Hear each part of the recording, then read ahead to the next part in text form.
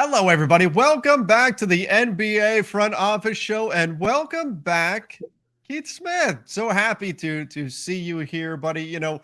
When I was going into the show, I went and I noticed the last time that you and I did a show. It's been 10 days. Wow. You have had a rough couple of weeks, my friend, and we're so happy to see everything is working out okay right now for you. I'm first dealing with COVID, and now this hurricane. That's a tough stretch to go through.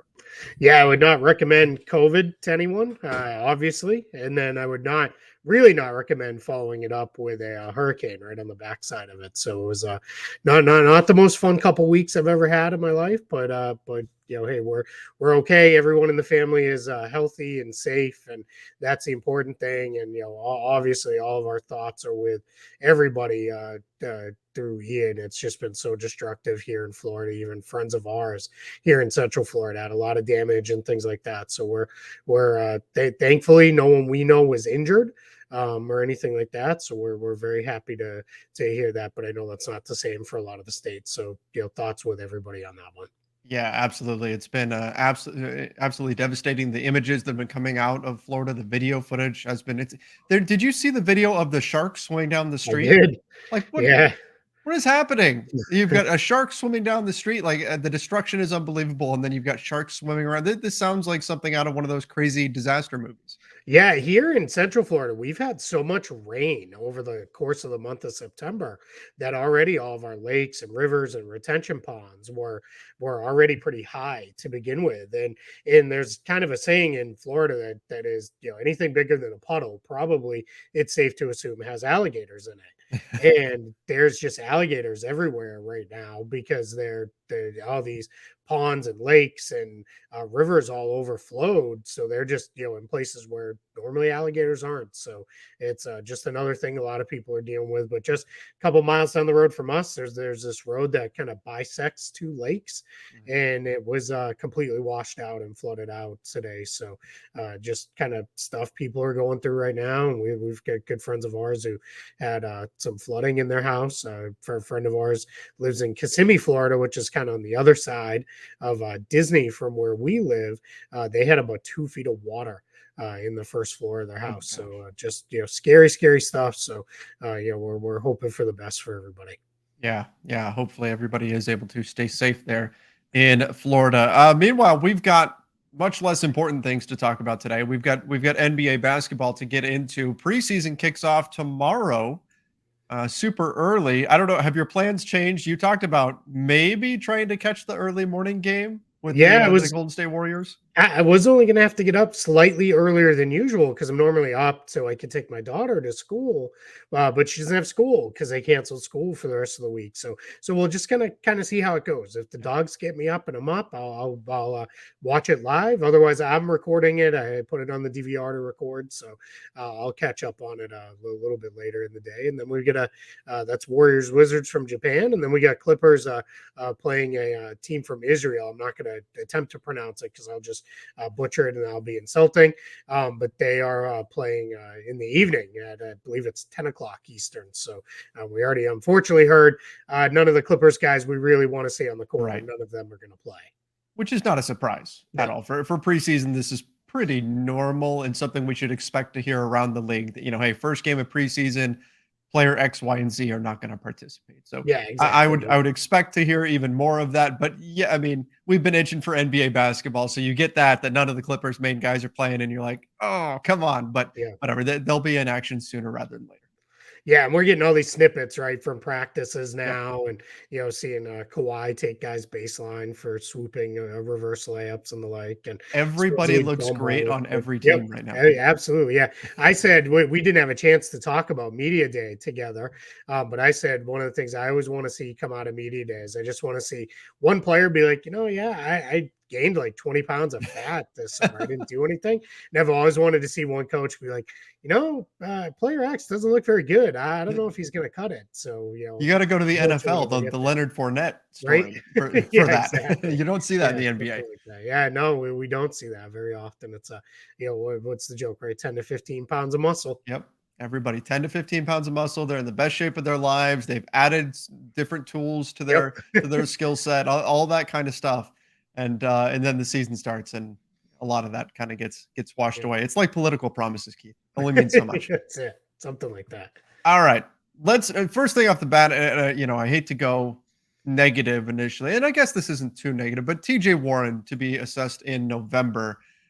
Still trying to come, hasn't played basketball in 2 years. So still trying to come back. They're trying to ramp him up, make sure that he gets fully cleared medically and all that sort of stuff. So it's a positive in that the Nets are not like rushing this or anything. But Mhm. I was excited to see TJ Warren back on the floor and start to envision how he would fit in with this Nets team. But if he's not 100% healthy yet, they have to be very, very cautious here with a guy who's hasn't had the grind of NBA basketball put on his body for 2 years now. Yeah, exactly. So this will end up being over 2 years by the time we see him play, and that is it's I guess worrisome is maybe not the way to go, because as long as they think he's moving in the right direction, then who are we to question the Nets and Warren on this? But he's needed. They need him on that team. That team is I think I've come around on. I think they're going to be pretty good now, but they do need him for depth purposes, especially a little bit of scoring punch up front. And he's a guy who gives them the ability to play a lot of different lineup looks too, if he's out there. So that'll be very interesting to see how that comes together for this Nets team. That is, they've got a lot of different ways they can play, a lot of different looks they can put out there. And I think a healthy TJ Warren would be a big part of that. Yeah, absolutely. Absolutely. I think he can be a guy, particularly as a wing player. We know so many teams in the NBA are after the big wings right now that can score the basketball. He can definitely do that. Steve Nash said Seth Curry does have a chance to be ready to go. They're hoping that he can play in some of the preseason games. TJ Warren, though, it's already set. They're not going to rush him. They're not going to see him till November at the earliest. So a little bit of good news there on Seth Curry. They're hoping that he'll be back in time. But TJ Warren, And good news on Joe Harris too. No yes. setbacks for him, and Ben Simmons as Mhm. well. No setbacks for him either. Both of those two guys are obviously key guys for the Nets as well. I'm very curious to see how Steve Nash puts together these lineups that they look like, because they've got a lot of different options they can go with within those groupings. So I'm very, very interested to see how that all comes together in Brooklyn.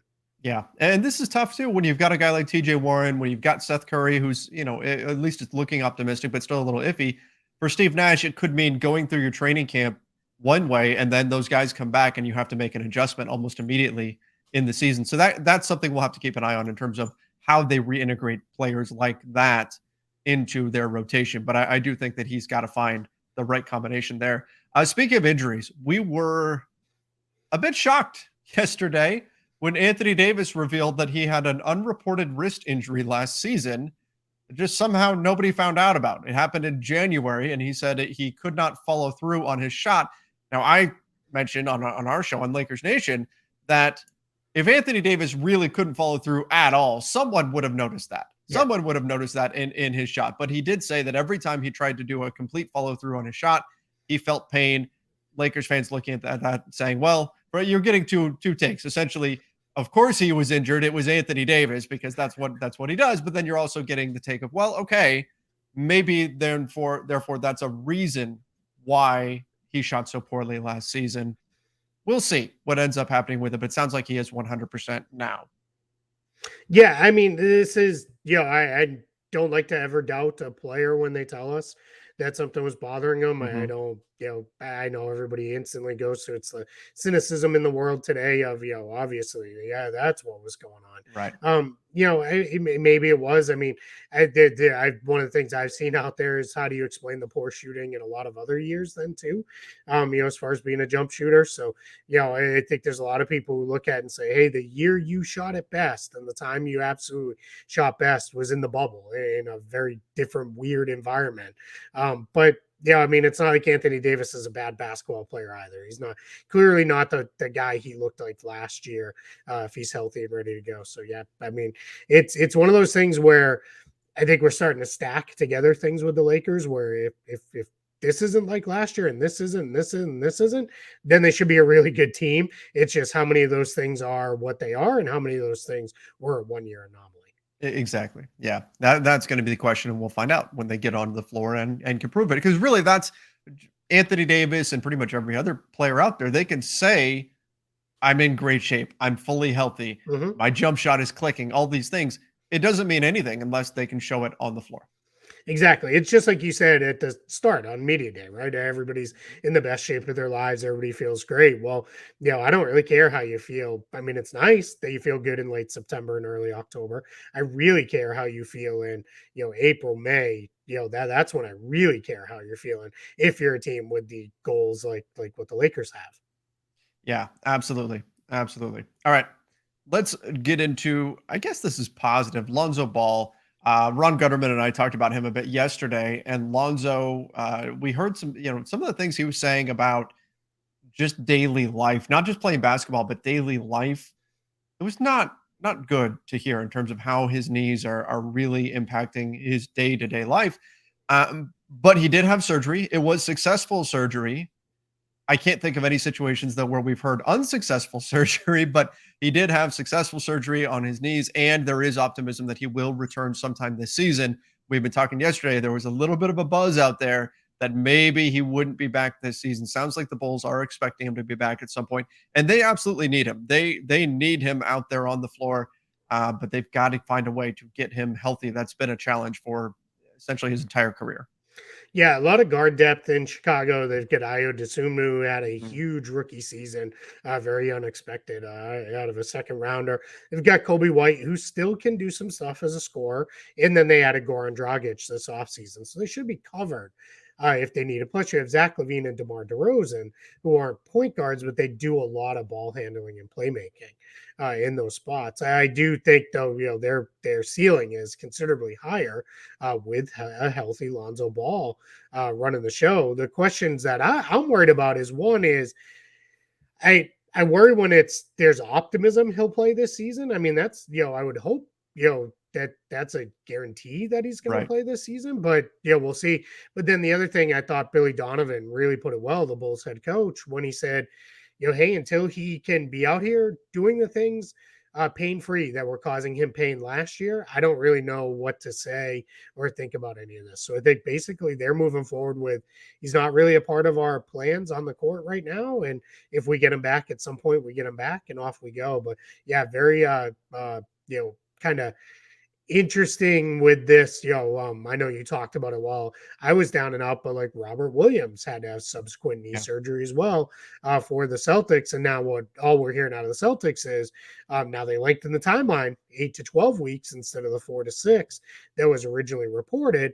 But that's kind of similar situation, right? Where it's, hey, we're not bringing this guy back until he's fully ready to go this time because we all saw him limp through the playoffs. So, a couple East contenders with key players out due to knee injuries after knee surgeries that we thought maybe kind of sort of took care of things last year, but obviously didn't.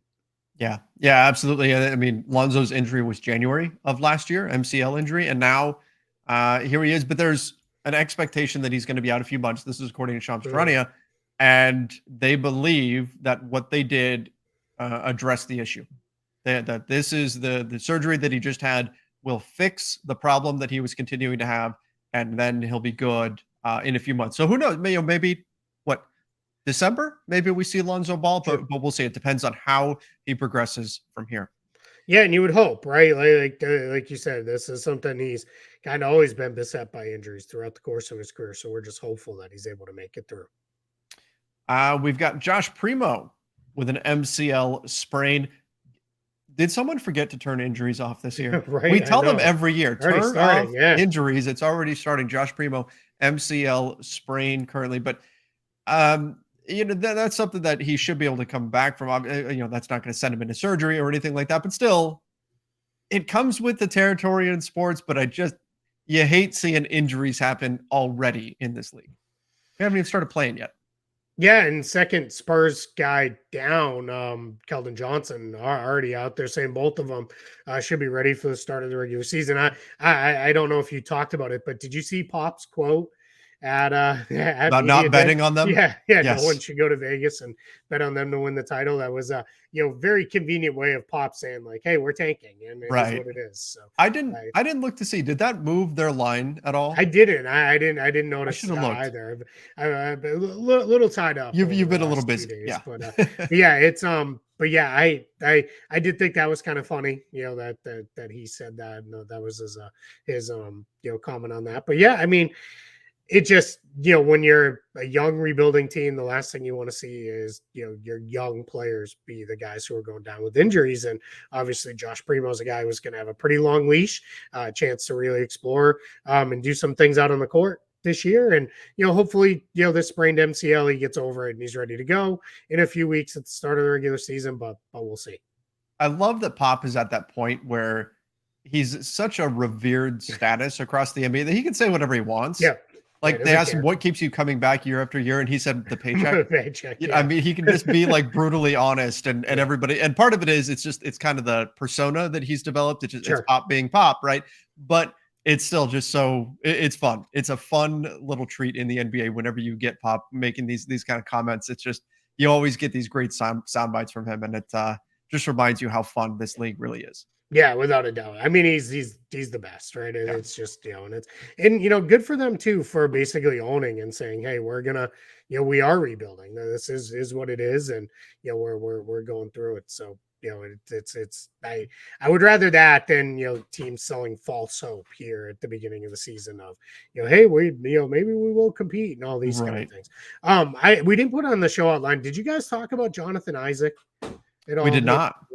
So I don't know if did you hear the comments on Isaac? He's still not ready to play. Yeah, I saw that. Which is that's disappointing. That's two veterans down for the Magic to start the year. Jonathan Isaac and Gary Harris both won't start the season. Harris had knee surgery shortly before the year starts, and Isaac, they said he's still working out. And Markelle Fultz broke his left big toe because poor guy, just no matter what he does, it's almost like this guy steps out of bed and injures something, it feels like. So yeah, and the disappointing part for that is it's not, and I'm not here as Orlando resident Keith Smith's trying to say like this team was going to be good, because I don't think they are, but you're missing out on this evaluation time now. Your goal here the rest of the way is, how do these guys fit together with Paulo Banchero, Franz Wagner, Jalen Suggs, Cole Anthony, Wendell Carter Jr. We're really looking to see, put all these guys on the court, and what pieces fit together, what pieces don't. And now, the Magic are going to be missing, an entire training camp, preseason, and likely the beginning part of the regular season without three veteran guys in the lineup. And, this is for two of them, Isaac and Fultz. These are now kind of continuations of being out. I know Fultz made it back last year by the end of the year, but just frustrating here in Orlando from that point of view. Not results based at all on the court. It's not going to change anything as far as the team's win-loss record, but you just want to use this time to figure out, all right, what is it we have here, as you're trying to figure out who are our core guys moving forward. Now, remind me on his contract that you want to see Jonathan Isaac back out on the floor. So I'm not saying the Magic are looking at this going, oh, now we really need to get out of this contract. But if I'm reading this correctly, this year is fully guaranteed. Next year is 16. So it's almost the entire thing is guaranteed the next season. This year is actually 16 million guaranteed. Oh, we are in the right year. We are in 2022. I looked at the wrong year. I did some time traveling there. This year, yes. Yep. So this year's 16 million out of the 17.4. Next year's only 7.6, and then the final year is now fully non-guaranteed. Right. Those happened last year when Isaac did not meet any of the triggers in his contract for it to guarantee, because he obviously did not play at all last season. So that triggered that to convert to some non-guaranteed money in there over the next few years. So yeah, so the Magic this year is not going anywhere. No. 16 out of 17.4 million is not anything you're going to do as far as waiving a player. Next year, though, you could basically save almost 10 million, and then you could always stretch that 7.6 if you really needed to create a little extra cap space. So we could see that turn into something that the Magic look to do if they really are going to go cap space hunting next year and things like that. Also, in addition to Isaac, Fultz is only 2 million of his 17 million is guaranteed next season. So the Magic have the ability to get out of these deals if at the end of this year, if they're like, these guys just aren't part of things moving forward for us. And then you have, let me pull up the multi. You've got a similar situation, as I recall, with Gary Harris. Yeah, Harris, Bamba, Bol all signed All fully non-guaranteed only second non seasons. guaranteed. A lot of Yeah. flexibility there for Orlando. And again, Mhm. we've talked about this. Like, they're not going to be a great team this year. They're not projected to be a playoff team or anything like No. that. But they're a team to keep an eye on, both in terms of the development of young players and with the contracts they've got. They could be a sneaky team to do something at the trade deadline. Yeah, because they're not one of these teams that's just starting with nothing, right? Because I think now at least myself, I don't know how you feel. I feel very confident in Franz Wagner. I think he showed enough last year as a rookie, and then his play throughout the course of Eurobasket was phenomenal. So I'm very high on him. And then I think Paulo Banchero is going to be terrific. So I think you're starting from a place of, hey, we've already got a couple really good building blocks here. If it's you're not looking to go sign the Patrick Beverly type players of the world next year. But if you're looking at a young-ish player coming off of a rookie scale deal, or a guy who's maybe going into year 6 or 7 or something like that, those are the kind of guys I think the Magic could really target to try to start moving things forward, because they've got Wendell Carter Jr. played pretty good last year. He's already signed long term, so they're in pretty good shape cap wise, flexibility wise, and I think talent wise. Right, right. Yeah, they'll definitely be a team to keep an eye on. Last thing we've got for today, Deandre Ayton blames Robert Sarver for the contract situation that he was in over the summer, for not wanting to give him that 5th year. Keith, I don't know if you saw the footage coming out of Suns Media Day. He was asked about how he felt when the Suns matched that contract and all of that, and signing that contract and everything.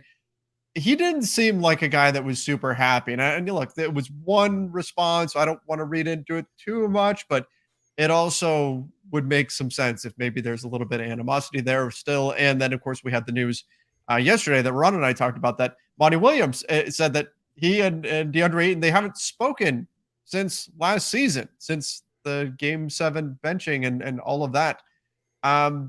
Storm clouds brewing here in Phoenix. Maybe those clear, though, with Robert Sarver now in the process of trying to sell the team. Yeah, if I'm the Suns, I'm just going to blame everything on Robert Right? Sarver right now. Moving forward, it's just as easy. Just dump it all on him and let everybody else off the hook. But yeah, I thought Aiton's basically, how do you feel about being here? His response of, I'm fine.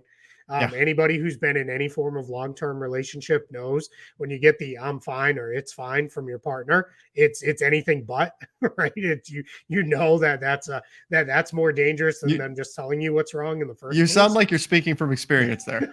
Yeah, come on. I know you've had that experience as well. We all have, right? It doesn't matter, married, dating, single, what kind of relationship you're in, man, female, whatever. You get the "it's fine" or "I'm fine." It's not good.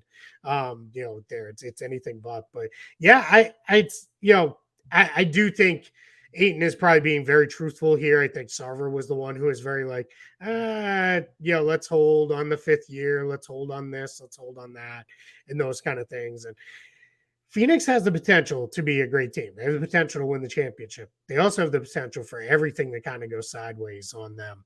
And they're dealing with this Jay Crowder situation. Let's see what happens there.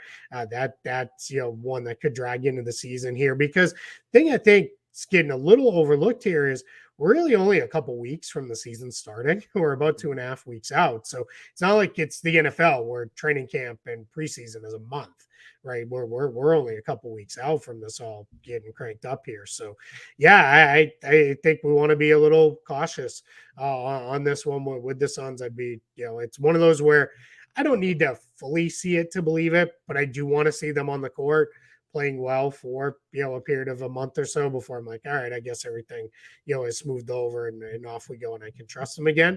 Because again, last time we saw them play too, we're left with that bad taste of that 50-point blowout loss to the Mavs in a Game 7. And Jay Crowder's still up in the air as well. I mean, the Suns, I would imagine they'll try to move him before the season begins. It's just getting tight on time. Yeah, that's the thing. The talk is clicking. The clock is ticking. That's the problem is the talk is not clicking in Phoenix, baby. They're not clicking the way they should be. But yeah, it's yeah. Well, let's see. Yeah, well, what happens with them? But yeah, I mean, I think Aiton's probably right here. I think Robert Sarver probably was the major problem with their stuff here. Yeah, something to monitor here in Phoenix. But everybody, thank you guys for joining the show. Make sure you do subscribe to the NBA Front Office Show here on YouTube. Of course, check out our Clips channel as well, and give us that 5-star rating and review over on Apple Podcasts. Keith, we have actual basketball being played tomorrow. Whether or not Can't wait. we'll be awake for it, that's a different question. But basketball will be played tomorrow. Exciting preseason kicks off. Let's go. By the time you and I record tomorrow, I will have watched that full game, so I'm going to be very, very excited. All right, cool. That sounds good. We'll talk about it a little bit. We'll get to talk about real basketball on tomorrow's show. Deep dive breakdown of preseason game number 1. That's right. Breaking down all the strategies and what the Warriors need to do to win a pivotal game. Can the Warriors repeat as champions? It all gets decided tomorrow. That's right. If they lose this game, I'm writing them off this season. Yeah, you're out. And the Wizards are now the champs. That's right. It works, right? That's it. All right, everybody. Till then, see ya and stay safe.